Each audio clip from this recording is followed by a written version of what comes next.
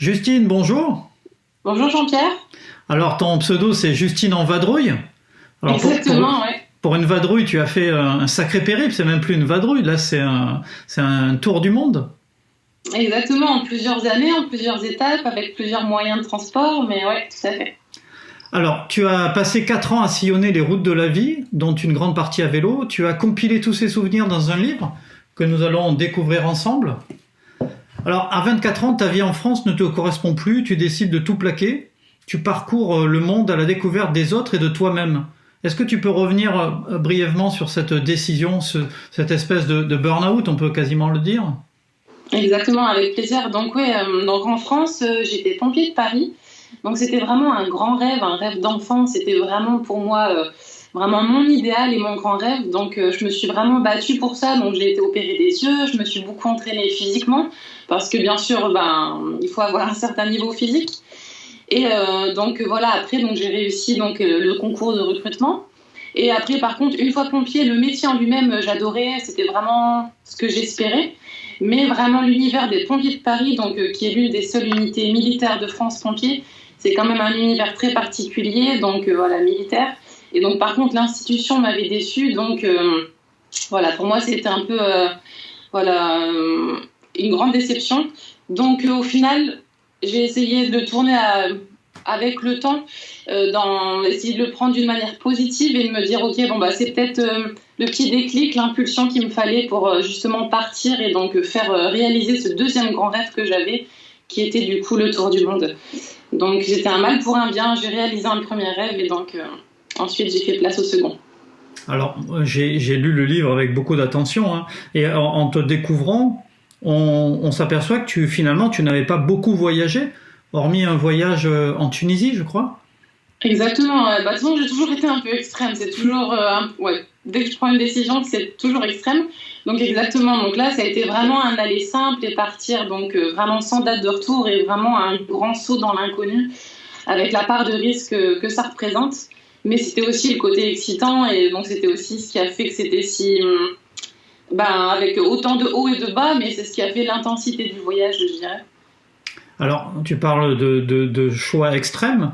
Un des choix les plus importants, c'est le choix du vélo. Pareil, quand on lit ta bio, on s'aperçoit que le vélo, finalement, c'est pas quelque chose qui était en toi, qui était génétique. Tu n'étais pas inscrite dans un club, tu ne pratiquais pas de grandes randonnées. Ça a été motivé comment ce choix de faire ça à vélo, pourquoi pas en stop ou autre chose? Alors du coup, donc, j'avais commencé en stop, mais alors j'aimais par le fait qu'il y avait les rencontres, etc.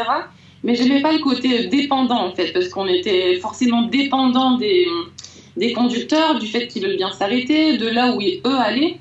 Et j'avais vraiment envie de cette liberté, et en même temps le côté écologique qui m'attirait, et vraiment le défi physique, et vraiment le fait d'être fier de soi et d'avoir parcouru une distance vraiment à la force des mollets, quoi. Et donc c'était ça, et c'était aussi, j'avais été beaucoup inspirée par Solid Dream. Je ne sais pas si vous connaissez, c'est un collectif de 3 copains qui étaient partis aussi faire le tour du monde pendant 3 ans. Et eux m'avaient inspirée, et vraiment c'était l'envie de me dire ok j'ai fait ça à vélo. Et vraiment grâce à moi, grâce à personne d'autre, et vraiment vraiment ce désir de me dire ok c'est vraiment par la force de mon corps. Et effectivement j'étais pas du tout cycliste et les gens me disent ouais t'as fait ça. Mais au final je me suis entraînée en faisant le voyage en fait. C'est J'ai ça. commencé par des petites distances et au final mon corps disait ok je peux faire plus. Et vraiment c'était en faisant que j'ai pris l'entraînement du coup. Alors c'est assez drôle parce que vous avez un point commun. J'ai interviewé de nombreux aventuriers à vélo qui ont fait les tours du monde, des tours d'Europe. Et pour la plupart, ils n'avaient pas de culture vélo. C'est venu parce que c'est un moyen simple, écologique, économique. Mais je n'ai quasiment aucun souvenir d'une personne qui m'a dit oui, le vélo a toujours fait partie de ma vie, j'en ai toujours fait avec mon père, avec mon oncle, ou tout ça. C'est quelque chose qui a été une évidence de par sa facilité, son coût. Exactement, et c'est vraiment quelque chose de très abordable. En fait, quand on est à vélo, il n'y a pas cette barrière qu'on peut avoir quand on est en voiture, dans un habitacle fermé. Là, à vélo, c'est vraiment un moyen de transport assez... c'est pas cher en général dans la plupart des pays, donc vraiment les gens peuvent s'identifier, vraiment ils viennent parler facilement, tu fais quoi, etc. Ça ouvre vraiment la porte aux rencontres et c'est vraiment un facilitateur de rencontres, je trouve. Alors, au final, du vélo, tu as parcouru 10 000 kilomètres. Ouais, Donc tout à fait. Donc, c'est énorme, à la fin tu devais avoir une sacrée forme.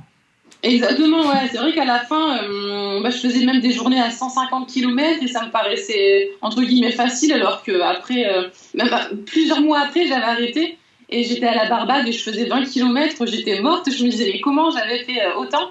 Et au final, c'est vraiment ça, le corps est une machine et, quand on s'entraîne, et c'est vraiment après quand on a un but et avec forcément les paysages, etc. Mais c'est vraiment un super moyen parce que souvent, quand on est par exemple en train ou juste à n'importe quel moyen de transport, on va vraiment d'un point A à un point B. Le vélo, on va vraiment voir ce qu'il y a entre les deux. Vraiment, on s'arrête dans des endroits où souvent il n'y a jamais eu de touristes et les gens se disent mais pourquoi t'es là? Et en final, c'est ça qui est bien, c'est que ça permet vraiment l'accès à n'importe quel endroit. Alors il y a une phrase que je me suis notée aussi, c'est la libération de dopamine produite par mon corps qu'entraînent ces longues journées à vélo provoque un effet addictif. Je cherche toujours à retrouver cette sensation. Tu peux nous parler un peu de cette sensation? Est-ce que c'est quelque chose que tu as éprouvé à chaque fois? Surtout dans les grandes journées, donc justement, donc plus ça allait, plus j'avais envie de plus. Donc je faisais de plus en plus, je me disais, ok, aujourd'hui, nouveau challenge, je vais faire 130 km. Donc je partais tôt, je me faisais des étapes. Et vraiment, donc, cette fierté à la fin de la journée, je me rappelle surtout d'une fois où j'étais arrivée de nuit et vraiment, comme j'étais euphorique en fait, j'étais vraiment euphorique, je me sentais surexcitée et vraiment, j'avais l'impression que je pouvais continuer, vraiment ne jamais m'arrêter, quoi. Et du coup, c'est vraiment, c'est une drogue naturelle, quoi. Je pense que c'est ce que tous les sportifs recherchent. Mais c'est assez propre aux longues distances, à l'ultra-trail ou les longues distances à vélo. Dépasser 6, 7 heures, 8 heures d'effort, on rentre dans une espèce de transe qui fait que les premières heures sont toujours les plus difficiles en fait, les 3, 4 premières heures. Puis après, il y a une acceptation du corps qui fait qu'on commence à se sentir bien. Et c'est ça, et c'est aussi décrocher le cerveau en fait, arrêter de se dire ok, il y a ça, c'est juste réussir à poser le cerveau, ce qui n'est pas facile, mais laisser libre cours au corps. Et au final, souvent on est plus capables par rapport à ce qu'on pense. On a tous une réserve bien plus importante que ce qu'on imagine. C'est clair. Alors du vélo, tu en as fait un peu partout dans le monde, mais il y a un long passage dans le livre qui est consacré au voyage que tu fais en Amérique du Nord, qui part de Montréal jusqu'à Miami. Pourquoi ce parcours et pas la route 66 ou je ne sais quoi d'autre plus connu? Alors j'étais plus attirée par les côtes en général. Donc la première fois, c'était la côte ouest, donc toute la côte ouest. Et donc je me suis dit, donc j'avais envie de retourner aux États-Unis et je me suis dit je vais faire l'autre côte, la côte est. Et c'était moins nature, c'est vrai que c'était plus passer par des villes, donc il y avait ce côté moins agréable dans ce sens. Mais du coup, ça me permettait de vraiment découvrir la culture. Donc c'était un autre avantage du coup de cet itinéraire. Et du coup de passer dans les deux pays. Et c'était pas mal au final. Alors ce voyage, ça a été aussi l'occasion de récolter des fonds pour l'association que tu soutiens, à chacun son Everest. On en parle souvent dans le livre parce que tu avais une pancarte à l'arrière du vélo. Alors cette association est assez connue, de Christine Janin. Au final, tu te souviens de la somme que tu as réussi à récolter?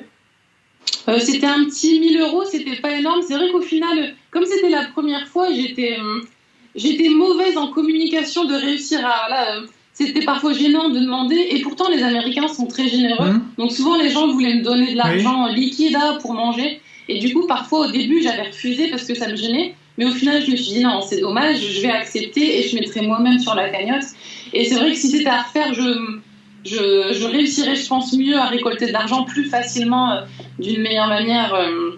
Mais c'est ce que j'espère refaire. De toute façon, c'est pas fini. Donc pour la prochaine fois, j'ai appris de ce premier voyage. Ben oui. Alors on va revenir un petit peu à toi, à des questions un peu plus personnelles. Ce livre, c'est également un témoignage sur l'éducation amoureuse finalement d'une jeune fille. Tu es parti avec ton copain de l'époque, et puis au fil du temps et au fil des routes, vous êtes un peu perdu et éloigné, et tu as décidé de continuer toute seule. Ça a dû être assez difficile comme décision à prendre. Tout à fait, c'était... moi, j'avais vraiment encore ce rêve. C'est vrai qu'au final, c'était l'un des points qui était important pour moi d'aborder. J'avais hésité, pareil, parce que pour ne pas donner de points négatifs, mais au final, j'ai voulu dire la réalité. Et au final, je pense que c'est juste important quand on voyage en couple de respecter chacun ses idées. Enfin, c'est surtout chacun ses rêves, en fait, de pas trop se fusionner, mais chacun rester deux personnes à part, en ayant chacun ses rêves et ses envies. Et donc au final, donc ça n'a plus coïncidé au fil du temps. Mais moi, j'avais encore vraiment ce rêve, vraiment cette flamme et cette envie de repartir. Donc je me suis un peu donné un coup de pied aux fesses, quoi. Et après, je me suis dit, vas-y, il faut que je reparte maintenant. Et au final, j'en suis vraiment ravie parce que ça m'a vraiment sauvée. Je pense que c'est bien parfois de changer de décor et d'environnement pour prendre un nouveau départ et vraiment repartir de plus belle pour aller mieux, quoi. Je pense pour beaucoup de gens. Et au final, j'ai rencontré énormément de gens qui étaient dans la même situation après une rupture. Je pense que beaucoup de gens profitent de ça pour se faire du bien, repartir et changer de décor et d'univers. Je me souviens de Lise, une Brésilienne, je crois, qui était un peu dans le même cas et qui a, suite à une rupture, est partie voyager pour essayer de se reconstruire, de retrouver l'estime de soi. Exactement. Pas forcément l'amour, mais en tout cas se reconstruire par le voyage. Exactement, parce qu'on reprend confiance en soi, on se rend compte qu'en fait, parce que souvent quand on voyage à deux, en couple ou avec un ami, on se partage les tâches forcément. Donc on se dit, mince, en fait, si je suis seule, je vais devoir faire ça, ça, ça.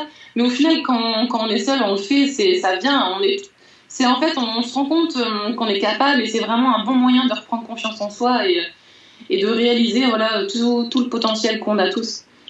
Moi, en tout cas, cette première partie où tu te livres, vraiment sans filtre, on pourrait dire, j'ai vraiment beaucoup aimé. J'ai beaucoup aimé plus que la partie vélo, bizarrement, alors que je suis fan de vélo. Mais j'ai été très touché par ton témoignage et la sincérité que tu as mis dans les propos. On n'est pas dans un récit d'instagrammeuse, blogueuse qui nous fait croire que tout est beau. En fait, il y a beaucoup de points négatifs que tu évoques sans détour et c'est très touchant.